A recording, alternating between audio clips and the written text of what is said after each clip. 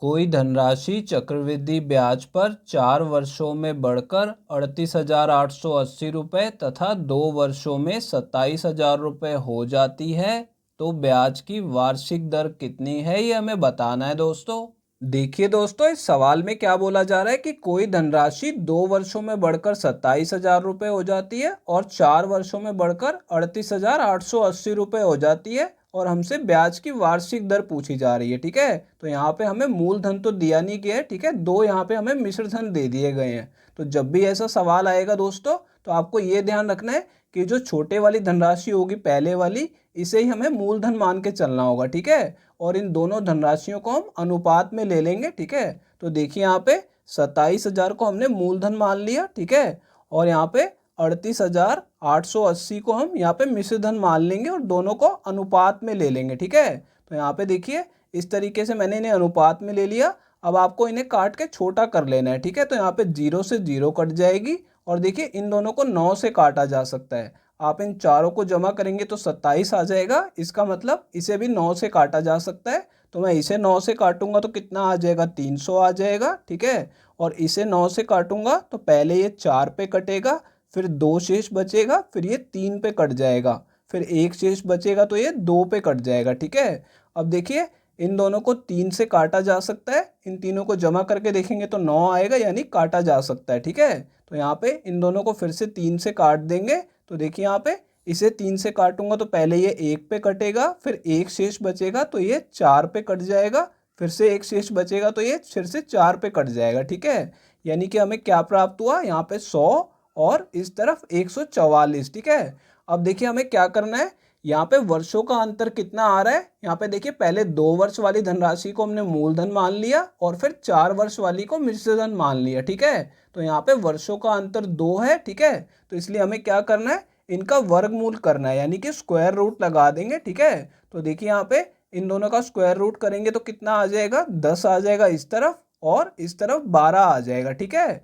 यानी कि हमें इसे हमारा मूलधन मानना है और इसे मिश्रधन मानना है। ठीक है, तो यहाँ पे देखिए अगर हमने 10 रुपये लगाए और वो बढ़कर 12 रुपये हो गई तो हमें ब्याज कितना मिला, 2 रुपये मिला। ठीक है, ये हमें दर निकालने के लिए करना पड़ेगा इस तरीके से। तो देखिए यहाँ पे दर कैसे आएगी, हमें 2 रुपये ब्याज मिला, किस पे मिला, 10 रुपये पे मिला। ठीक है, तो इसे 10 से भाग कर देंगे और प्रतिशत में बदलने के लिए इसे 100 से गुणा भी कर देंगे। ठीक है, क्योंकि दर जो होती है वो प्रतिशत में होती है। तो देखिए यहाँ पे 0 से 0 कट जाएगा तो नीचे कितना आ जाएगा, 20 आ जाएगा गुणा करने पे, यानी दर कितनी है, 20% की वार्षिक दर है। तो दोस्तों ये हमारा इस सवाल का आंसर आ गया है, ये चौथा ऑप्शन करेक्ट है। 25,600 रुपये की धनराशि चक्रवृद्धि ब्याज पर 3 वर्षों में बढ़कर 36,450 रुपये हो जाती है तो ब्याज की वार्षिक दर ज्ञात करो।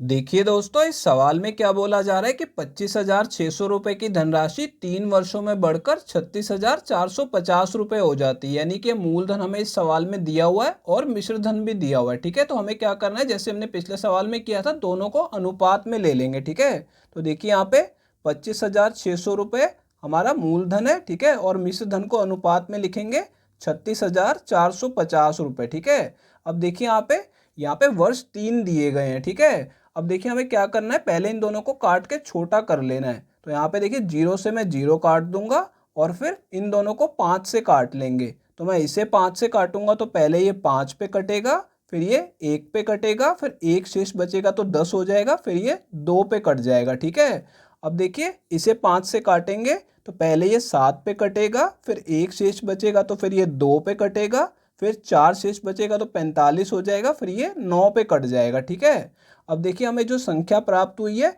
यहाँ पे देखिए वर्षों का हमें देखना है कि कितने वर्ष दिए गए हैं। अगर 2 वर्ष दिए हैं तो इनका वर्गमूल करना है, यानी कि स्क्वायर रूट करना है, और अगर 3 वर्ष दिए होंगे तो इनका घनमूल करना है, यानी कि क्यूब रूट करना है। तो देखिए यहाँ पे इन दोनों को मैं क्यूब रूट कर दूंगा तो कितना आ जाएगा, यहाँ पे 512 किसका क्यूब रूट होता है, 8 का होगा। ठीक है, यहाँ पे 8 आ जाएगा और इस तरफ 9 आ जाएगा। ठीक है, अब देखिए ये जो संख्याएं आई हैं इसे हमें अपना यहाँ पे मूलधन और मिश्रधन लेके चलना है। ठीक है, प्रिंसिपल और अमाउंट लेके चलना है, क्योंकि यहाँ पे हम क्या निकाल रहे हैं, ब्याज की वार्षिक दर निकाल रहे हैं। ठीक है, अगर मैंने 8 रुपये लगाए और वो बढ़ के 9 रुपये हो गए तो मुझे ब्याज कितना मिला, 1 रुपये का ब्याज मिला। ठीक है, तो इससे मैं दर देखिए कैसे निकालूंगा, हमें 1 रुपये का ब्याज मिल रहा है, किस पे मिल रहा है, 8 रुपये पे मिल रहा है, तो नीचे 8 लिख देंगे और प्रतिशत में बदलने के लिए 100 से गुणा कर देंगे। अब देखिए इन दोनों को मैं 4 से काट लूंगा तो ऊपर 25 आ जाएगा और नीचे 2 आ जाएगा, और 25 को 2 से भाग करेंगे तो कितना आ जाएगा, 12 सही 1/2% आ जाएगा। ठीक है, तो दोस्तों ये हमारा इस सवाल का आंसर आ गया है, ये तीसरा ऑप्शन करेक्ट है। दोस्तों अगर ये वीडियो आपको पसंद आई हो तो इसे लाइक कर दीजिए, और दोस्तों अगर आप लोग चैनल पे नए हैं तो चैनल को सब्सक्राइब जरूर कर लीजिएगा, और दोस्तों नोटिफिकेशन बेल को दबाना बिल्कुल मत भूलिएगा। तो दोस्तों इस वीडियो को यहीं ख़त्म करेंगे, आपसे मिलते हैं अब अगली वीडियो में।